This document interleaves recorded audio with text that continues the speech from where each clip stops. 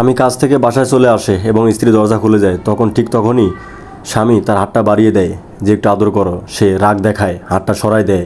তারপরে একটু বাজার নিয়ে আসে, কিছু বাজার নিয়ে আসে, বাজারগুলো হাতে তুলে দেয় এবং সে তার স্ত্রী দেখেন বাজারগুলো সবগুলো ফালাই দেয়, সবগুলো নষ্ট করে ফেলে।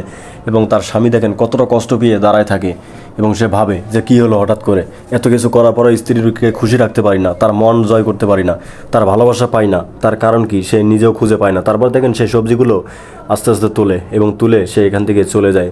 এবং চলে যাওয়ার পর তারপরে দেখে যে তার স্ত্রী ওই জায়গায় কাপড় কাচতেছে।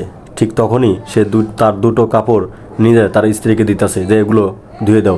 আর স্ত্রী রাগ করে এগুলো ফালাই দিয়ে সেখান থেকে চলে যায় এবং সে আবারও কষ্ট পায় যে এত কিছু করার পরেও, এত পরিশ্রম করার পরেও এসেও স্ত্রীর মন পায় না। আসলে আমরাই জানি, আমরা ছেলেরাই জানি, যদি বাইরে কাজ করার পরে এসে বাসায় এসে যদি স্ত্রীর বউয়ের ভালোবাসা একটু না পাই ভাই, খুব খারাপ লাগে, কতটা কষ্ট লাগে এটা ওই পুরুষই জানে যে পুরুষ এসে বউয়ের ভালোবাসা পায় না।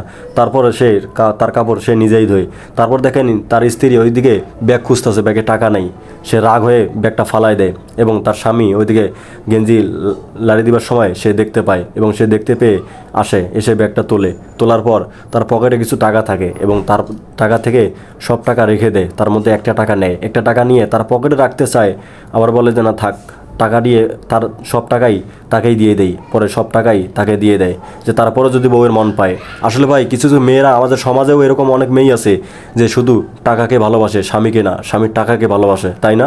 যদি ভিডিওটা ভালো লেগে থাকে তাহলে অবশ্যই লাইক, কমেন্ট এবং চ্যানেলটা সাবস্ক্রাইব করে দেবেন। তারপর দেখেন মেয়েটা পানি খাওয়ার জন্য আসে এবং এসে পানি খাওয়ার পর ভাবে যে ব্যাগটা তো আমি নিচে ফালাইছিলাম, তো উপরে আসলে কীভাবে।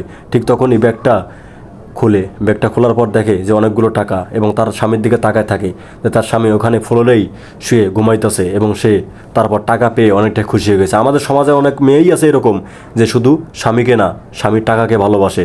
স্বামীর টাকা না থাকলে পরকীয়া করে, স্বামীকে ভালোবাসে না, তাই না? তাই আপুদেরকে বলছি অবশ্যই স্বামীকে ভালোবাসতে শিখুন।